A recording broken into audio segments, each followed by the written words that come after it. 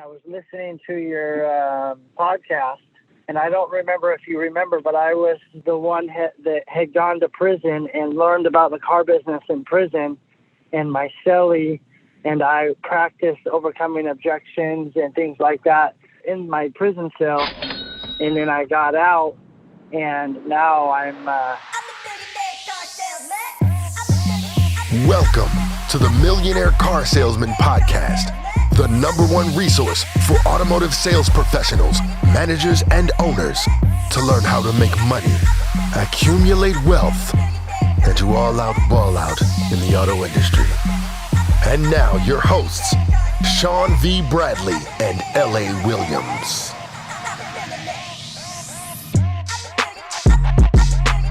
Hey everybody, this is Sean V. Bradley, president of Dealer Synergy and the creator of the Millionaire Car Salesman Group. And I got a special guest today. So I got Geoff Carey right here. He's a finance manager at Northwest Chevrolet Buick GMC Cadillac of Bellingham. So Geoff, do me a favor, man. Let's jump right into it. Tell everybody a little bit about your automotive background only first. Yes, sir. So I've been in the car business 6 years. I started off as a salesman. I sold cars for 9 months. I was lucky enough to get promoted to an internet position. I sold cars in an internet position for 11 months. And then I was promoted to F&I, and I've been doing F&I since. So let's go through. Give me a little bit of background as far as when you sold cars, about how many cars did you average on the floor? Well, at the very beginning, I was going anywhere from 10 to 12. And then on my 6th month, the month that I promised the owner that I would be the top salesman, I sold 21 and a half, and that's when I got my promotion. All right, strong. And how much money did you earn in personal income, gross income for 21 cars, including bonuses, OEM spins, anything like that in 1 month? That month I made just over $10,000. Oh, wow, strong. Okay. And then you got promoted to being in the internet, and then you got into F&I. So, and you've been in F&I for how long now? About just over 4 years. Just about 4 years. Wow. Okay. What are you averaging on the back end? What are your back end gross averages? If I'm not over $2,000 a copy, I'm upset. Oh, wow. That's what I'm talking about. That's strong, dude. $2,000 on the back. That's what I'm talking about. Okay, good. All right. So now, Geoff, let's get into this. Where are you from originally? Like what part of the country are you from? Originally born in Spokane, Washington, traveled all over the place, ended up in Daytona Beach, Florida. And that's my kind of my entry into sales. And then I came back to Washington just to visit family. And now I'm back in Washington, living in Washington, working in Washington. Washington State, of course, correct? That's right. Okay. Now, let's get into the real interesting aspect of this. How did you hear about me and what I do? And let's go to there. Yeah. So I have a buddy that's a salesman at a little mom and pop lot, and he was telling me about the podcast. And he was like, man, you need to tell your story. You need to let people know and give people hope that might be in a tough spot. So I started listening to your podcast, and I decided to call in. Did you listen to the one with me and Weldon Long? I don't remember the name off the top of my head, but I have listened to pretty much all of them. The reason why I mentioned Weldon Long is because Weldon is a superstar. He's a New York Times bestselling author. He did 12 years in prison, came home, he was homeless, and within 2 years, he built a $20 million empire. Did you listen to that podcast? Yeah, I did, yeah. All right, good. That was kind of the deciding factor that I should, an inspiration to call in. All right, good. So tell us, why did that episode of my story and Weldon's story move you or inspire you to reach out to me to be interviewed on this Millionaire Car Salesman podcast, to share your background and why that episode moved you? Yeah, so the car business really kind of fell into my lap. I was an inmate in Washington State Reformatory, and my cellie, it was his second time in prison. And he's an older guy that was kind of looking out for me. And he asked me, he said, what are you going to do when you get out of prison? and I didn't have any direction. I didn't know what I was going to do. And he asked me, he said, "What do you think about selling cars?" And I go, well, that was the absolute last thing I ever thought about. And I could see this genuine passion for selling cars. He loved selling cars, and he was telling me about the money he was making and the impact he was having on his family. And I decided that I would give it a shot. So, but in prison, we would practice overcoming objections in the cell. Wait a minute. Stop. This is crazy. So you're telling me you're in prison in Washington, your cellie basically was looking out for you and said, "What are you going to do when you get out of prison?" And he suggested you start selling cars. And then you started practicing while you're in your prison cell, objections, rebuttals. Are you freaking serious? Yeah. Exactly. All right. Well, you have a lot of time on your hands. So tell me, what type of role playing were you doing in jail for like objections and rebuttals? What type of word tracks was he drilling with you in jail? So we would start off right with the power greeting. "I'm such and such. I'm from Northwest Chevy. What kind of information can I get for you today?" And we would start with that. And then he would kind of hit me with some of the hard-hitting ones like, "Oh, we're just looking," or "Nope, we're not buying today," things like that. So it was, we do anything and everything that we could think of. Like you said, we have a lot of time on our hands. That's strong. If you don't mind me asking, how long were you in prison for? 3 years. 3 years. Me too. Again, I lost 3 years in a boys' home from 12 to 15. And then from 19 to 22, I was in federal prison. And I feel you, man. So question for you. Were you a convict or an inmate? I was an inmate. Okay. So obviously there's definitely a difference in there. So how long were you in prison practicing and role playing automotive best practices and automotive objections, rebuttals, and things like that? It was probably about the last 6 months of my stay. Wow. So for 6 months, you had a tremendous amount of time to practice, drill, and rehearse. So walk me through this. So you come out of prison and you had your mindset to get a job in the automotive industry, correct? That's right. Yeah. Okay. And so was it easy getting a job? Did he have a dealership waiting for you, or did you just start looking in the help wanted section, and you went through interviews? How was that process trying to find a dealership to hire you? Yeah. So that was kind of the interesting part was my cellie, he had told me, he says, "Look, when you get into the dealership, you're going to have to go through probably several steps in the interview process." He nailed it down exactly what would happen. I'd probably talk to a floor manager, maybe a general manager, and then I'd probably have to talk to an owner because, of course, I am a ex-convict, and I need to really sell myself in order to get a job. So I went online. I went on to Craigslist. I found a dealership that was hiring. I called down, and they told me, "Be here by 4 today." And the funny part about this is I didn't have a tie, I didn't have a dress shirt, dress pants, nothing. I had one tie. It had been tied since prom. And so years and years it had been tied that I would tighten it and loosen it. I didn't know how to tie a tie. I had Nike socks on. I didn't have dress shoes. I went down to the interview and I met the owner. I sold my heart out. He gave me a chance. I told him I promised him I'd be the top salesman within 6 months. And sure enough, on the 6th month, I was a top salesman. So wait a minute. So this is crazy. So one up, one down, meaning that, the first dealership you applied to, they hired you? Yep, first one.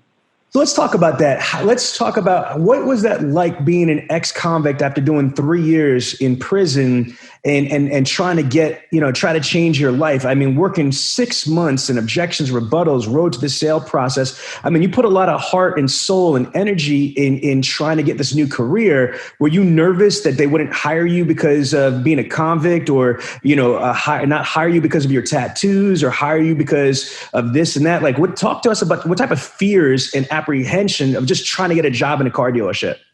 Yeah, there was a part of me that was absolutely terrified that it wasn't going to work out. But I knew because my cellie had been in prison and got out that if I was a strong enough salesperson, if I could sell my heart out and convince this guy to hire me, that they would hire me. But then again, there was a part of me that was terrified that, because everybody tells you you're a convict, you're a felon, you can't work for Microsoft, you can't work for Amazon, how am I going to get a job with Ford or Chevy or any of these big dealers? So, part of me was terrified, absolutely. So what did that feel like when he shook your hand and said you're hired? That was second to getting out. The best day of my life was getting out. The first best was getting out, of course, and then the second best was getting hired. It felt amazing. Okay, now, again, if you don't mind me asking, this is important. This is the Millionaire Car Salesman Show, not the 100-Air Car Salesman Show. Is that how much money did you make legally in a year before you got into the automotive industry? So the question is legally. So how much money did you make legally in a year before the automotive industry? Well, the best I ever did was maybe $30,000 a year. Okay, and what's your best year been in the automotive industry? How much would you say approximately you earned in a year? And this is OEM spins, everything included, your entire legal, compensation in a year. $200,000. Holy shit. Okay. Amen, brother. So question for you, when you were doing time, and I know what it's like, 4 o'clock count, doesn't matter if you're state, federal, it's universal, right or wrong. 4 o'clock count, you got to stand up, you got to show up, right or wrong. So I'm sure it was probably hard to fathom being a convict in prison and being able to earn $200,000 a year legally. Or did you think you could honestly make that type of money being in prison? I was making 47 cents an hour in prison. That was my income in prison, 47 cents an hour. So I figured anything above 47 cents an hour is pure profit. My goal was $100,000. I made a goal in my mind. I pictured the lifestyle that I would have at $100,000. It wasn't exactly what I thought. I was thinking $100,000, I'm going to be driving a Ferrari. Right. But I wasn't, $100,000 isn't a Ferrari. But I knew that if I worked hard enough and I focused on the end goal that I wanted to break 6 figures, and I did that on my second full year. So how crazy is it in retrospect thinking where you came from, again, from 4 o'clock count, from being on the yard, from that stuff to being, a human being making $200,000, in a professional legal environment? Yeah, it's great. It's the best thing that ever happened to me. I'm very grateful for where I'm at. I'm very thankful. That's why I had to call you guys. I had to tell you guys the story because I know there's other people out there that are going through the same thing that I went through. You know what? There's millions of people in the United States that are incarcerated, and I believe that the recidivist rate is like over 70 or 75%. Have you ever gotten violated and gone back to prison, or you've turned your life around? No, I didn't. It was really an isolated incident for me going to prison in the first place. It all happened for a reason, I believe, but I'm pretty straight-laced. I don't get into trouble. I don't, do anything except for chase my dreams and goals now. Amen. Again, for me, I got in trouble when I was 18 years old. I'm 44, and I've been home since 1999, is when I came home from prison. And so in 21 plus years, I have not gone back, and I never will again. Now, how grateful are you, especially being able to earn like $200,000 in a year, that dealership gave you a shot, even though you are what society and what deems, and I'm what society deems, an ex-con or a piece of shit or a lowlife or what have you. Like how awesome and how grateful are you to your dealer principal and your dealership for giving you that opportunity to show and prove? Yeah, well, I'm very grateful. I follow this owner everywhere he goes. He bought a dealership on the other side of the state, so I bought a house on the other side of the state.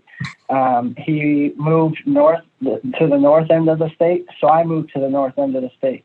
I have all the loyalty and love for this individual that no matter what happens, I'll always follow him. I'll always thank him during Christmas time when I'm buying my family gifts. Because without him, there's a chance that I could be back in prison. There's a chance that I could still be making $30,000 a year, digging ditches or, breaking my back. So I'm very grateful, very thankful to that individual. You know, I in my Millionaire Car Salesman Facebook group, are you in the Facebook group, by the way? No, sure. Do me a favor. Are you on Facebook? No, I do Instagram. Okay, I need you to do me this one because I think this will be amazing for you. I have the podcast came after my group. So I have a Facebook group called the Millionaire Car Salesman Facebook group. I've got 17,000 members that are in the group. Dealer principals, GMs. It's a major group. It's officially the number one Facebook group for the entire automotive industry. And I did a post. And in my post, I had put in a simple question: would you ever hire an ex-convict, a felon? And man, this thing got like hundreds of comments on it. And I have that post. I got to find it again, but I would love to have you, jump on that post, because there's not a lot of people that. Compared to the 500,000 automotive professionals that are out there, right? There's over 500,000 automotive salespeople and automotive managers between franchise and independent. But there's not a lot of people like us that people gave us an opportunity, and then we took that opportunity and we ran with it. So what do you want to say to dealers that, in a kind, respectful way that never thought about hiring an ex-convict or completely against, hiring an ex-convict? Yeah, so I was in prison with murderers, and the difference between me and that murderer is one bad decision. We're all human. We're all, there are really good people that made one bad decision. I know that the difference between me and some of these people that I work with is I had everything taken from me. I was wearing state-issued underwear, state-issued socks that someone else had already worn. So I know that the difference between me and these guys is I want it more than anyone else. I'm willing to work harder than anyone else, and it's because of where I came from. So I think that you give him a chance, chances are he'll surprise you, and he'll have all the loyalty to you. Yeah, I would agree with that. I think I want to just say this very clearly. I don't think that everybody can be redeemed. I don't think that, and there are certain degrees. I don't play, especially, that I asked you a question if you're a convict or inmate. I'm a convict, an ex-convict. There's a difference, with politics and stuff like that. Like, I don't support, people that hurt kids or do things to women or old people. I don't support sex offenders and things like that. Now, again, I might be a hypocrite, but this is my show and I don't give a shit. I'm almost all a parent. I've got 2 daughters. I got a wife, and there's certain things that are unforgivable in my eyes. So I want to be clear when I listen to this podcast is that there's certain things that I can't be okay with. But, again, I've known people that have been in situations that caught bodies, in self-defense, or they were at the wrong place, wrong time. I think that, it has to do with also with what type of crime it is, in my opinion, and I think that if the crime is something that the dealer, principal, the GM could stomach or could understand, then I think that's the first part, is that, again, it's important because I don't want people misinterpreted, because people that don't understand the life that we came from and the way that we lived, they think that all criminals are the same, and they're really not. And I want to be really clear on that. So that's the first thing. The second thing is that there might be people that have a simple, a credit card, scam or white collar thing that you would think that they didn't have a very bad crime and that they would be a candidate for redemption. But these people, might not be. So that's the thing I want to be clear, is that there's good people and there's bad people in everything. There's good priests, there's bad priests. There's good police, there's bad police. Just like there's scumbag car salesmen out there and there's automotive professionals. There are good people that got caught up in cases, and there are bad people that got caught up and got cases. So I want everybody to understand that first thing, because I don't want anybody freaking out. Now, I do agree with what you said, Geoff, that for me, man, I grew up as a kid in New York City, you know what I mean, in Queens and Brooklyn, like hustling hard, you know what I mean, like hustling hard that you wouldn't even believe. And what that means to me is that like I used to have to, hustle to get money for things that I wanted, whether it was sneakers or it was Christmas presents or it was food, and I had to survive, and I did whatever it took to be able to have what I needed. But for me, to you, brother, you hit it spot on. I wanted it more than the people on the floor. I didn't want to be a statistic. I didn't want to go back to prison. I'm only 5'5". I'm not the type of person that's built for manual labor and construction work. So I didn't want to do that. So I put my whole entire energy in being successful in car sales. And I honestly don't think the majority of people that selling cars today want it as bad as me or you, or have the reasons why they want it as bad as me or you. So talk about that for a second there, as far as like how hungry were you, 6 years ago versus how bad do you still want to be successful? Talk to me about that. Yeah, so when I first got in, I realized really quickly that I was hungrier than anyone else. I was the only one standing outside in the cold. I was the only one that was, willing to come in early, stay late. So I learned early that that's how I was going to succeed. It was not necessarily that, I was better than these 20-year veterans. It was that I was hungrier than these 20-year veterans. And now I'm sitting in finance, and, some of these salespeople like to, look at us and think that we're just sitting in here and not doing a whole lot of work. But I would say that because I have realized the money that can be made, it has only created more hunger and lit that flame of motivation. Definitely got a strong work ethic that has only been fueled because of the success that I've already had. So if you don't, personal question, do you do any type of speakings to youth programs or to jails, or do you do any charity or community involvement stuff personally? I'm still waiting to get back into the prisons. I have to be out for a certain amount of time before I can go in and talk to the inmates. That's definitely something I want to do, is get back into the prisons and talk to those guys, and try to motivate them and inspire them that they can get out and they don't have to go back. They don't have to continue down that life. When I first got to prison, I remember, I'm not a father, but I remember there was a guy that was in there and he was talking to us, and he asked us, he said, how many of you are willing to die for your children? And every one of them put their hand up. And he said, how many of you are willing to die for your family members? And of course, all of us raised our hand. And he said, it's time for you guys to start living for your family members. It's time to turn your life around and do what's right and start living for your family. And that kind of hit me, because I was just thinking, any of us are willing to die for our family members, but what they really need of us is to start living for them, and that's something that when I came out, I really took to heart. Every year I love to go real big for Christmas and get my family members the best of the best.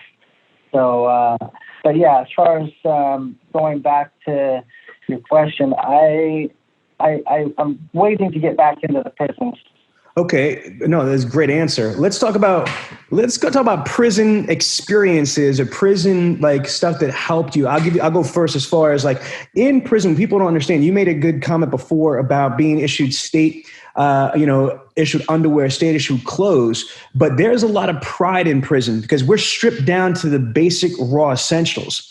And in prison, you learn who you are as a man, because I was in men's prison, not a female prison. I'm assuming you learn how to be a woman in a woman's prison. Meaning, in life, I believe that there's so many facades. There's so much fake shit out there. Instagram stunting, Facebook frauding, all that stuff. But in prison, you can't hide behind fake materials. You all have the same issued socks, same issued underwear, same commissary out there. So you're either fake or you're real. And let's start with pride. I can't tell you, my prison uniforms used to be crisp, used to be ironed. I never walked around disheveled because I had personal pride. And some of that stuff carried over to when I was selling cars.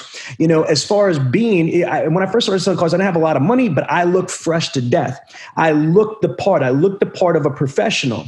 Another thing I'll never forget, and you know this too, man, is that you can't, especially in a higher level security prison, you can't turn around after a man just buffed the floors, walk on the floors. You can't turn around and if you're in line just in the chow hall and just cut over somebody in there, you can't reach over a man's food when the food is in front of them to go grab stuff, because that shit won't fly. There's certain things about respect, about yourself, respecting yourself and respecting the people around you that, you know, again, I think these are lessons that I learned in a crazy hostile environment that I took to selling cars. You know, I never was the one that would turn around and go crack people like baby seals and talk about people that they're mooches, they're bogues, they're rats, and they're things like that. Because, you know, again, that's not respectful. If you're going to earn money off of somebody, they're going to the commissions that I earn feed my family. How am I going to run around and talk shit about somebody that's feeding my family? You know what I'm saying? So, can you speak about some of the rules of engagement in prison, or the rules of being a human being that you have to live for in that environment, how any of those rules transpire to your code of conduct or code of ethics in the car dealership world? Yeah. So prison was the first time that I was on my own, the first time that I was truly by myself in life. You know, you can't call nobody, you can't ask for help. You're in there by yourself. You're walking the yard by yourself. I was in a higher security prison. So you can't, I mean, if you even step too close to somebody, you say, excuse me. If you were walking past somebody, you say, excuse me. You stand tall, and you talk to people with respect, 100% respect. And absolutely, when I transferred into real life, I'm the most respectful person to my customers, because you nailed it on the head. They're putting the food on the table. They are paying my bills. These people are, I actually treat everyone as if they were my family member. I asked my dad about the car business, because I was kind of, because the car business does have kind of a black eye.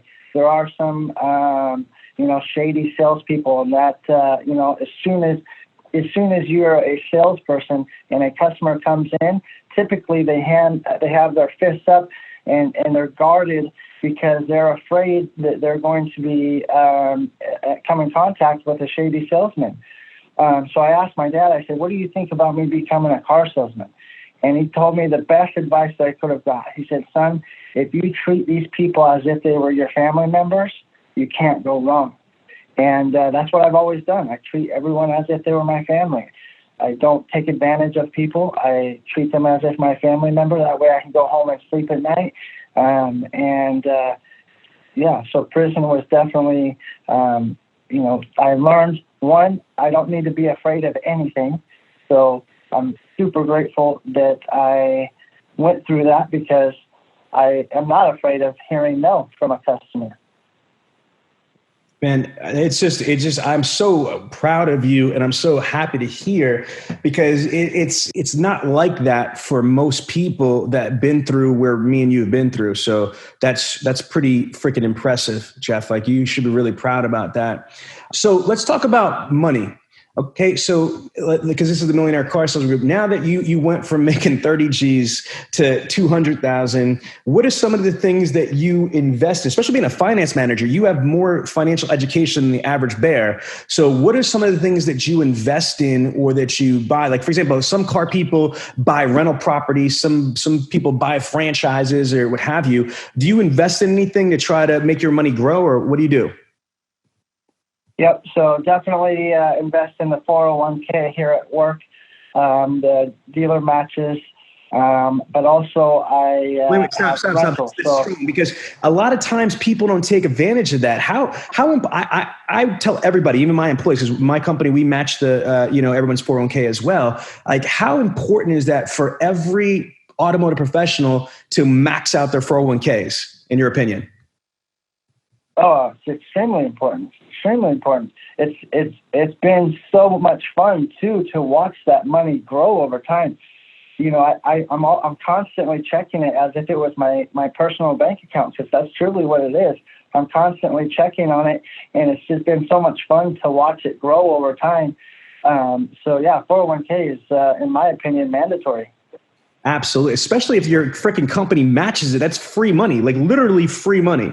And not only is it free money with the match, but it's pre-tax money. So if you're going to pay taxes, I'd rather pay my retirement fund before I pay the government. It's also a no-brainer. Would you agree? 100%. No-brainer. All right, good. So 401k, what other things do you invest in and that you think that are smart money moves for you?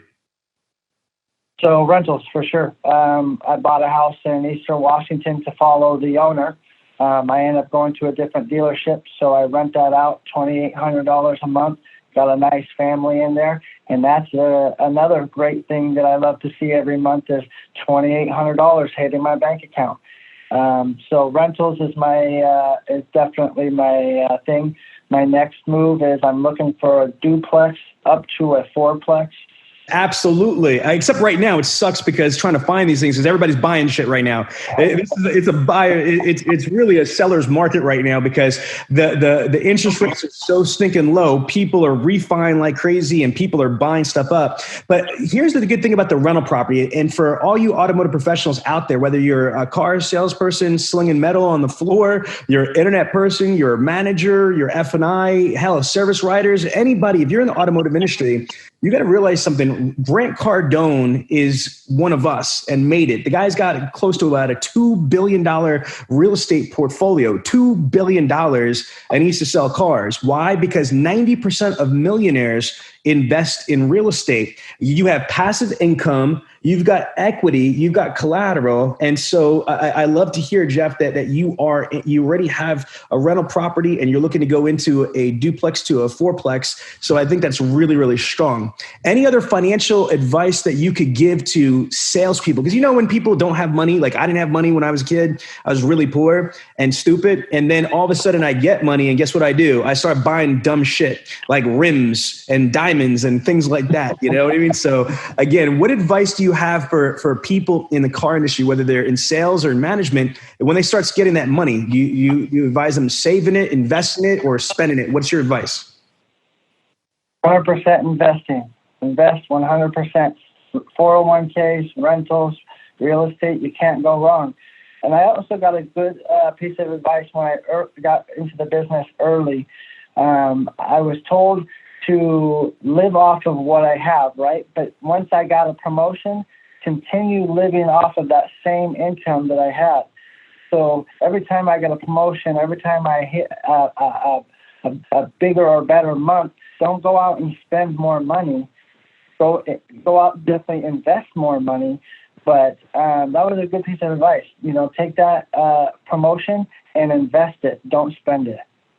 Man, that is really, really strong because a lot of people, like Biggie Smalls says, more money, more problems. You know what I mean? They get more money and they spend it all. So it's a rat race. You know what I mean? They work their asses off to get, a promotion. Then they buy a bigger house or a bigger car or more stupid toys that they really don't need. So I like that. Live in your means or even below your means. So if you get a promotion or you get a fat commission check, don't spend it. Live as you are living. That is really, really strong advice. Okay, now what I want to do is I want to just ask you to give salespeople some advice. What do you think is the problem with salespeople? And there is a problem because there's a 70% attrition ratio and the average car salesman sells less than 10 cars a month. So what advice do you have for being in the industry for 6 years, being and evolving from a salesperson to a freaking F&I manager, making a deuce a year? So what advice do you have in best practices? So if I was a new hire at your store,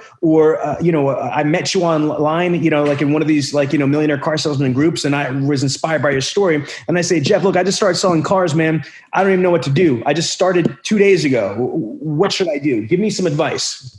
First thing is the same advice that I got. Treat everyone as if they were your family members. You can't go wrong by treating people as if they were your family.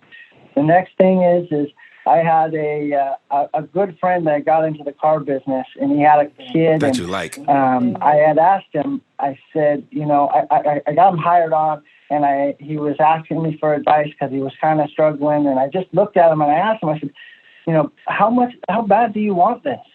And he almost cried right in front of me. I could see tears in his eyes because I could tell that he really, really wanted it. But the difference is he wasn't willing to work for it. So it's not about how hard you want it. It's how hard you're willing to work for it. And this is one of those businesses, you get out of it what you put into it. So be hungrier than everyone around you. Treat people as if they were your family members. And probably the other thing is another piece of advice that I always heard is if you're standing in a group of 2 or more salespeople, you're doing something wrong. So that means you're on your own when you're here at work. I mean, sure, you can turn to somebody if you need a turn, but if you're standing in 2 or more salespeople in a group, you're doing something wrong. Pound the phones, get out there, getting up, but don't be standing around talking to these guys. These guys aren't going to pay your bills. Amen. Let's go back to where we started from now to just speak directly to dealer principals and GMs about having an open mind, hiring somebody that might have a record or, have just a bad reputation about giving them an extra chance and how that could change someone's life. And it's not just that person's life that you're changing. I'll give you an example, man. Like if somebody didn't give me a shot at Schwartz Chrysler Mazda as the first dealership I worked at, I still talk to John Schwartz today, is that I influence hundreds of thousands of automotive professionals, and I've donated, approximately like $1 million to like 52 different charities, like no exaggeration. So if nobody gave me the opportunity to become Sean V. Bradley, I wouldn't be able to do what I'm doing for my family and for so many people out there. So talk to the owners out there and the executive managers about how important it is to give people a chance and why it's important. Sell them on that idea. Yeah, well, first of all, that's an inspiration. So I really respect what you're doing. So I want to be able to say that I can do that I did that someday as well. But yeah, you're right. You're not only changing that person's life, you're changing all the people, all their immediate family members too. For example, my mom, she was 17 when I was born. And she made a lot of sacrifices for me throughout her life. And I was just able to get her I'm getting her all brand new teeth, which is going to change her life. And if I was making $30,000 a year, I couldn't do that. She's not going to have to worry about retirement. She's been a bartender my entire life. So she's not going to have to worry about retirement because I'm going to take care of her. She's going to be taken care of. But I'm super grateful and super thankful that, my dealer owner gave me an opportunity because, like I said, my mom is getting all new teeth here really, really soon. And if you guys know anything about teeth, they're extremely expensive. Yeah, they're really expensive. So, and all my family members, I do everything I can to make sure that they're taken care of. For my dad's 50th birthday, I bought him a Harley. I know these are kind of things that, are, above and beyond, but, and I would like to be able to say here soon that, I'm going out and helping out charities and things like that as well. That's great. That's amazing. But the prison thing is definitely where I want to go and try to help these guys. Definitely got to give them a chance, man. But I agree with you also that some things are unforgivable. You can't, touch children or, do any of those weird things. There are certain people that are redeemable and certain people that are not. So I agree 100% with that. They have to look within their heart and decide if they are able to give this person another chance or not. No, absolutely, man. Well, listen, you're at the dealership right now. I respect that. Thank you so much for taking the time to share your story with us. It is extremely inspirational. Again, ex-convict goes into the automotive industry and earns, it gets promoted to F&I manager and earns $200,000 a year. That's the title that I'm gonna put this in once we cut this and edit this, because that's just freaking phenomenal, man. Like, I mean, just like, God bless you and congratulations. And, this is going to go out to a lot of people, and I'm going to send you a copy of this. You need to post this and share this, because you are inspiration. And there are people that, think about this, there's people that didn't come from where you came from or been through what you've been through, experienced what you experienced, and still are nowhere even close to the success level that you have. Even if they started out in a great environment with, love and kisses and hugs and butterflies and shit like that, they still don't even achieve what you've achieved. So we take away your background. What you've achieved is freaking phenomenal. Do you understand? You make just as much money or more money than doctors, lawyers, engineers, let's just say professors, and you have the background that you do. So that's an inspiration, man. So thank you for sharing your story, and I appreciate it. And I hope we stay in touch. If you enjoyed this podcast, then make sure to give it a thumbs up, subscribe, and leave us a review. Let some other folks know about it. They want to hear it too. Oh, and don't forget to join the Millionaire Car Salesman group on Facebook. We'll see you there. The blind guy talking about we'll see you there. You funny, dog.